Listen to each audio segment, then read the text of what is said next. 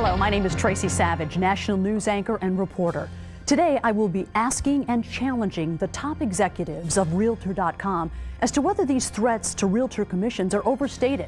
I'll be asking them to share vital industry information and methods for responding to industry threats directed toward a vast national real estate audience. Say no to real estate tariffs. Mike, what is this threat? How pervasive is it? Tracy, the reason for the threat is that the internet has increasingly become a treacherous online world. It allows powerful media companies, really for the first time, to use their money and influence to gate the real estate industry's access to consumers searching for homes and realtors online. These companies then in turn wish to sell access to these consumers to brokers and agents for 1/3 of their hard-earned commissions, effectively charging an online tariff, as Allan Dalton has so aptly labeled it. The internet can be gated for two primary reasons. One is that just in the last few years, consumers have overwhelmingly gone online to look for real estate. Today, more than 75% of consumers begin their search for real estate and for a realtor online.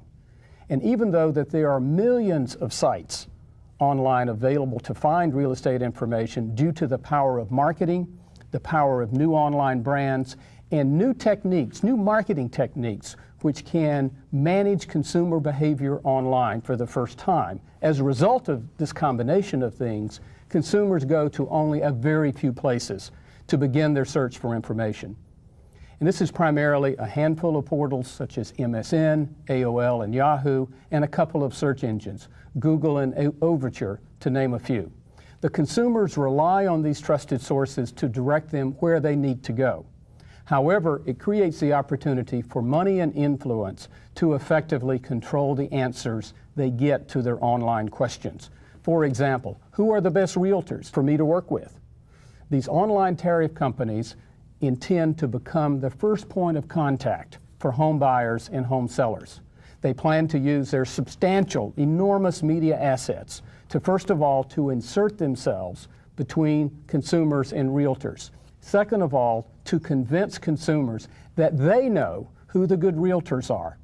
In addition, they wish to convince consumers that realtors are badly overpaid and that realtors can afford to rebate a substantial portion of their commissions back to the consumers.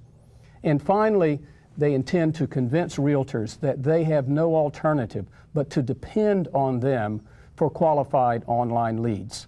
Allan, since you've described this as a tariff movement, why don't you explain why?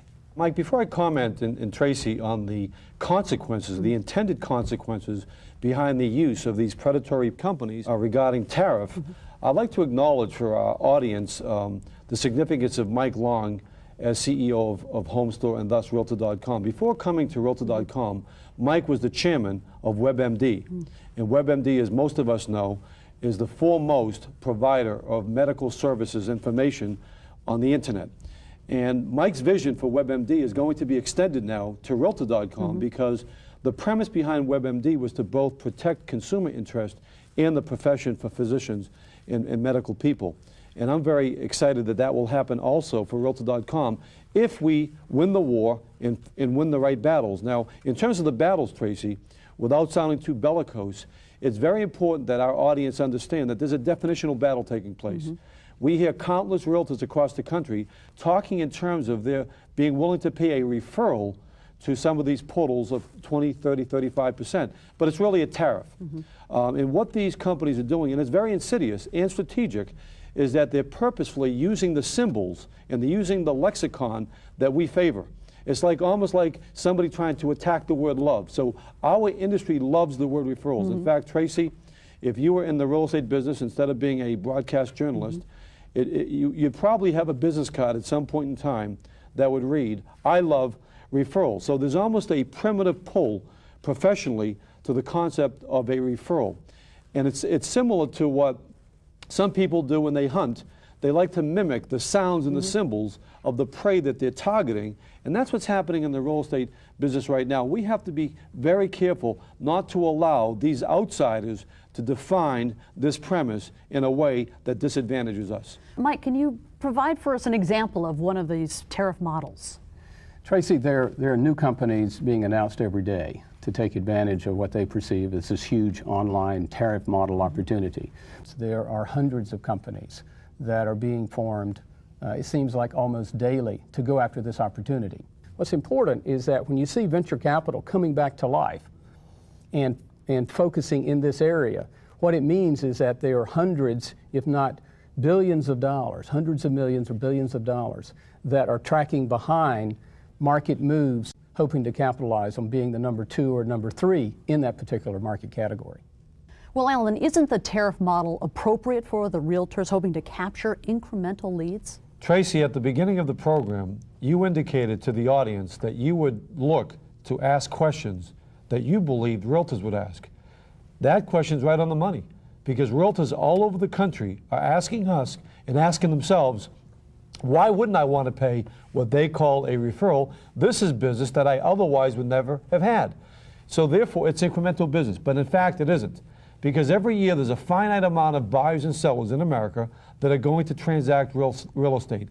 And unless somebody comes in and adds a valuable dimension by expanding the consumer base, then it's not incremental business. What it is somebody intercepting the normal process of people buying and selling, and again, imposing a tariff. Now, the stand that you take depends on where you sit. I can understand where one realtor at one time may think, well, wait a minute, forget about the industry, forget about tariffs. This is business I never would have had, and I want that commission someday. But what happens is that begins the epidemic that will never be stopped, because it won't just stay online, it will infect every single port of entry every consumer in America has regarding real estate, and that's why the industry as a whole has to resist this temptation. And Alan, as you and I have discussed with the industry many times, a lot of realtors believe initially this is incremental business, and we know that over time it essentially cannibalizes their core business, and essentially a tariff will be then payable on all real estate business that's transacted. One of the solutions to this problem is the industry doing a much better job following up on consumer inquiries, whether it comes from Realtor.com or from their own websites. Great point. Because what we know is that because these tariff models are so lucrative, that they will follow up. In exchange for a third of the commission, they will follow up with the consumer, and they will endear themselves to the consumer, essentially ratifying the tariff position that realtors don't necessarily do a thorough job, and therefore you need us as intermediaries between you and realtors. Why now? Why is this a greater threat than, say, just 2 years ago? Well, Tracy, 2 years ago was an interesting crossing point in the industry. It was a crossroads, because that was the point in time when that more consumers started going online to look for real estate information that went to the offline world, such as the newspaper. These companies that are developing these tariff models were not interested in real estate 3 years ago and 4 years ago because the consumers weren't online yet. Because these are online companies. They are expert at managing consumer behavior online. So now they've waited for the opportunity when the consumers moved online, and that's why they're there now. Because now it's a good time to invest their money, because the return, the ROI, if you will, return on investment opportunity is so huge. And that opportunity wasn't available to them only 2 or 3 years ago. So now that we've heard about this threat and we know it's real, how do realtors and their companies respond?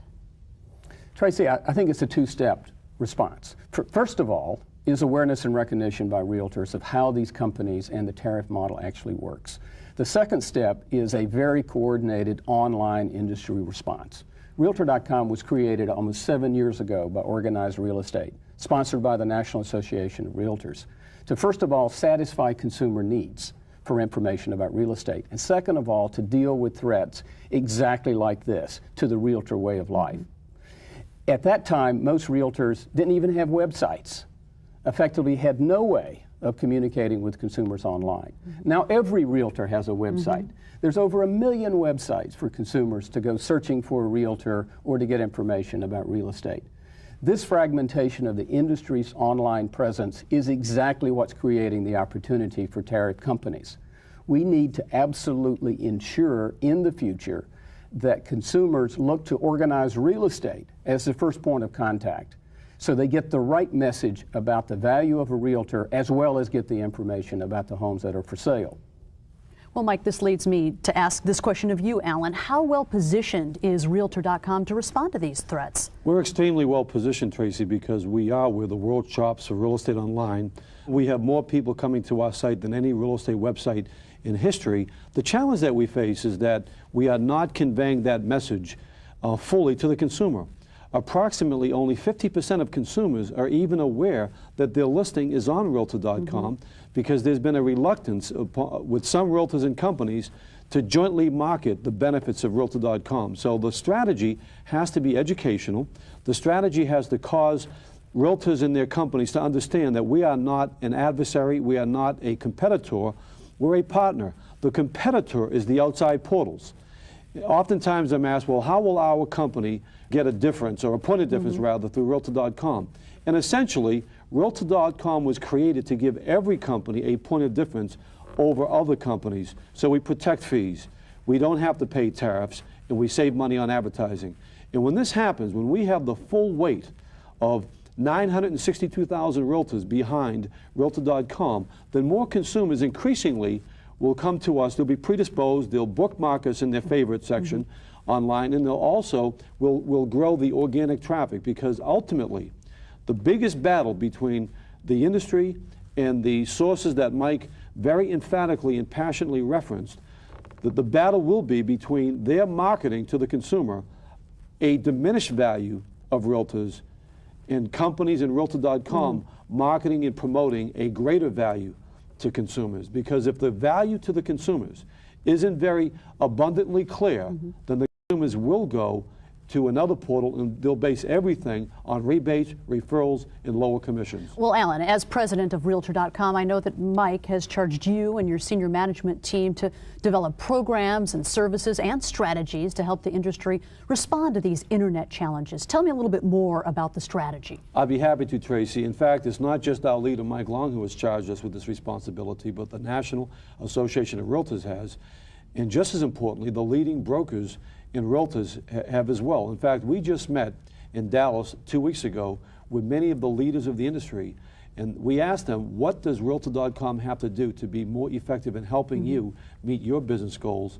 And the overwhelming #1 response was to do a better job of educating our realtors and our managers in terms of the integrated value when Realtor.com works with our websites as an online partner. So in January, we will be launching a national campaign called the List More, Save More program that will help companies secure more listings, defend their fees, ward off tariffs, and save money on advertising. Why do you believe it's important for realtors to be noted for both their excellent service and their skills? That's a very important question and has far-reaching implications and consequences. The real estate industry has done a significantly better job in the past 5 or 10 years demonstrating to the consumer that they provide tremendous service and an array of excellent services. But there's another dimension that has to be satisfied. We not only have to satisfy the consumer's needs for full service, one-stop shopping, and service is a personal thing with each realtor, we also have to signal to the consumer that we are also an industry noted for our skills. One of the reasons why we're very vulnerable, you asked earlier of Mike, why now? Because these other forces understand that real estate agents across the country, realtors in particular, are charging people surgeon-like fees that should be based on skills, but we're positioning it as a service. See, doctors and attorneys are not as worried about the big word disintermediation on the internet, nor are engineers and CPAs, because they're perceived as being in the skill sector. We have to make sure that realtors are also perceived and are in the skill sector. One of the things that we'll be doing with the List More, Save More program is that we'll be introducing some vital cutting-edge information as to how realtors can better position their skills online and their skills offline, because only then will the consumer feel that a realtor is indispensable, because every service parenthetically positioned can be duplicated or replicated. And when a person is paying $10, $20, $30, $40, $50,000 for their property to be sold, nobody is comfortable with paying $50,000 for a service, because a service is the frosting on the cake. The skills have to be the foundation. And when realtors really embrace the notion of better positioning their skills through Realtor.com and the marketing system, that leads us to the best practices study that we did.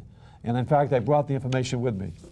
Those realtors with between 10 and 50 listings who enhance on Realtor.com do 53% more business, are 53% more productive than those who are not. Those realtors who demonstrate their skillful marketing of property with Realtor.com, as opposed to a basic service posted listing, the average sales price goes from $279,000 to $336,000. So this is the type of vital information that we will be unveiling and uncovering at the List More, Save More programs. And there will be very special emphasis on the need to go from service and add skills. You can never overstate the importance of service. We need to continue to provide great service, full service, but the skills have to be reinforced, and we have to take it to a higher level. Mike, you said Realtor.com is the most popular real estate site on the internet. Can you quantify that? Tracy, first of all, consumers love Realtor.com. And the reason they like it so much is because it's the only place on the internet where that they can find almost every listing of a home for sale by a realtor. Also on the site, they can find every realtor in the United States that is a member of the National Association of Realtors. There's no other place on the internet to find that information in one place. Because they love it so much, they come to the site and visit more than almost 15 million times a month. They spend over 300 million minutes on the site looking for homes and looking for realtors to communicate with. The site is measured very frequently and very professionally by organizations that measure sites on the web that receive more than 200,000 unique visitors a month. And of all those sites that are in the real estate sector, Realtor.com gets 78% of all the minutes that consumers spend online looking for real estate. It's a phenomenal site. Consumers love it. You know, Tracy, I'd like to add to why I think the site is so uniquely popular. Because in very real terms, I understand at the break you told Mike and myself that you live in the Los Angeles area. But if you were moving to Chicago or Boston or Dallas or New York City, and if I were to say to you, name the 2 or 3 best companies there that you'd like to contact, that might be a challenge for you. So what we find is that Realtor.com is the only site that the consumer basically goes to navigate both ends of a transaction simultaneously, because most people have to sell before they buy. And that's very important, because they're coming to our site weeks in advance of even thinking of a realtor. And then because all of our traffic goes to realtors, that's a benefit to realtors throughout the country. The other reason why the consumer is predisposed to come to the site, which makes it unmatched in popularity, is because of the difference between a brand and an internet brand. You see, General Motors has a bigger brand than, say, AOL or Google, but Google and AOL are seen as internet brands. A lot of real estate companies have much bigger brands than Realtor.com, but Realtor.com is distinguished by the public, by the consumer, as an internet brand, which again is what drives traffic to the site. Well, Alan, you recently wrote the article, Don't Say Anything Good About Realtor.com. What were you thinking? Tracy, I'm almost a little bit embarrassed that you would ask about Don't Say Anything Good About Realtor.com, because I wrote that as a parody. It was a sophomoric attempt at using reverse psychology. And the reason I wrote it is that I detected around the country an increasing number of people effectively using Realtor.com that instead of sharing that positive experience with their colleagues and competitors, were either remaining silent or actually saying some negative things. And that was never more dramatically portrayed than when I learned of a website in the Midwest that was titled Just Say No to Realtor.com, where the proprietor of that website, actually, he was a broker, had his renewal with Realtor.com executed. So he was continuing to use Realtor.com at the office level while encouraging others not to. And then it reminded me that when I was president of my company, many times I'd hear associates in our organization tell new people to the business, new realtors, don't prospect, don't send out mailings, it's junk mail. Don't call people on the phone, it's a prank call, it's a this, people don't want to get calls from you. And that's not at all unusual, because it's like a captain of a fishing boat saying they're not fishing here, or an NFL scout saying, you know what, we're not interested in that player, when they really are coveting that player. In fact, what really made me understand it was my sister Kathy, who said, Alan, I don't even like to share information about the good babysitters, because we are living in a competitive world. But now we have to understand that our greatest competition is competition outside of the industry. And now I would respectfully encourage every realtor that is dramatically increasing their productivity because of Realtor.com to encourage your colleagues and your competitors to enrich the site. Alan, you and Mike have just discussed the importance of marketing and advertising. My understanding is Realtor.com receives the listing it advertises directly from the 800 plus MLSs across the country. I understand that Realtor.com will no longer be paying local MLSs for their listing data. Why the change? Tracy, the economic viability of Realtor.com has improved significantly over the last 2 years, but it does not yet produce a profit. The original economic business model upon which Realtor.com was founded was flawed. It required Realtor.com to pay a royalty to MLSs for the listing data. Second of all, it required Realtor.com to pay the cost of aggregating all of the home listings in the country from 840 different MLSs. Thirdly, it required Realtor.com to pay to advertise and promote all the home listings in America for free to consumers without any requirement that realtors enhance the listings. And fourthly, it required Realtor.com to pay the portals and search engines to secure online home seekers for the benefit of all realtors. Just in the last 22 months, we invested $65 million in acquiring new online traffic on behalf of the real estate industry. During an era when capital was free, during the internet boom, that business model may have made sense, but no one believes it makes sense anymore. Realtor.com is part of organized real estate. I can't emphasize that enough. Realtor.com is governed by rules and guidelines that benefit realtors and consumers, the same rules and guidelines that realtors agree to abide by when they join our industry.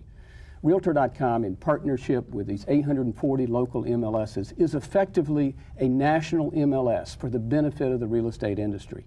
Asking Realtor.com to pay a royalty for the right to post the listings is akin to asking MLSs to pay brokers for the right to post their listings. It defeats the offer of cooperation principles upon which the entire MLS system and the real estate industry, as we know, is based today.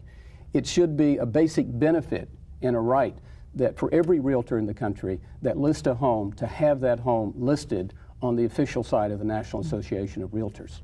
Well, Alan and Mike, you both here have responded to a number of issues, but here's your opportunity to share some of your final thoughts with realtors across America. And Mike, you can go first. Thank you, Tracy. Realtor.com is the envy of every other service industry that in many cases failed to respond to the threats and opportunities presented by the internet. Realtor.com was formed 7 years ago. It still really is a child. It had stumbled as it has sought to mature to serve this industry the way it should and can serve the industry. Now there's a new series of threats that are the attack on realtor commissions. Not a disintermediation of realtors, like maybe was the original concern with the line over the hill issue. I was not involved at that time, and I'm sure it was a very exciting period in the real estate industry. But now the threat is much more insidious, and it is targeted specifically not at eliminating realtors, but at disintermediating their incomes. In other words, the opportunity for realtors to work harder for less money. Our organized real estate can marshal a response. Realtor.com is not the total solution. It's just an integral part of the solution of organized real estate online, saying we're not going to pay a $25 billion tariff to get access to consumers online. And we can do this job effectively and serve consumer interests just as well or better. Well, Alan, since I asked Mike the first question, I've saved the last question for you. What would you like to emphasize to all the realtors and brokers across America who want to better understand the role that Realtor.com can have in their respective careers? You asked what I'd like to emphasize. I'd like to emphasize, and I'd like to be emphatic in emphasizing it, that more than anything else, realtors have to make sure that the brand name Realtor survives, succeeds, and flourishes, because we are in a world of brand wars. If you wanted to buy Coca-Cola or Marlboro, the two most costly brands in the world, that would cost more for the brands than the companies themselves. Something like 87% of every consumer decision is based on a brand association. I'm not concerned about the brands of companies. They're doing a marvelous job in terms of that, of building their brand and the equity in their brands. But many consumers are beginning to see the internet as their emancipation from using realtors in whole or in part. And they don't always see a nexus between contacting a realtor and seeking real estate information. So that's one thing that we really have to understand about Realtor.com. It is your brand. It's, you don't work for Yahoo or eBay, you're a realtor. That's number one. The other observation is that it's your site. I like to say that to every person listening. It's not Mike's site, it's not my site, it's the site of every realtor in America. And if that's not understood and accepted, and readily accepted, then everything that Mike and I have been saying will be taken the wrong way. It will be taken as though we're here preaching, or we're making intense and hyperbolic self-serving comments, as opposed to rejoicing in the strength that Realtor.com has in providing realtors with protection and ongoing viability, and to better serve the consumers, which these other portals are not going to do. And the last point that I'd like to make, Tracy, is that I would encourage, to the degree that I can, every broker or manager who is first going to receive this tape to share this with the entire company. This is akin to a national real estate town meeting. And I don't say that to really overly trump the importance of anything that Mike or I say, but it is very important that every realtor fully understand the threats and how to enhance their value online because of the forces that are taking place. Great information. Alan, Mike, I want to thank you both for joining me here today. Thank you, Tracy. Thank you, Tracy. Thanks for having us.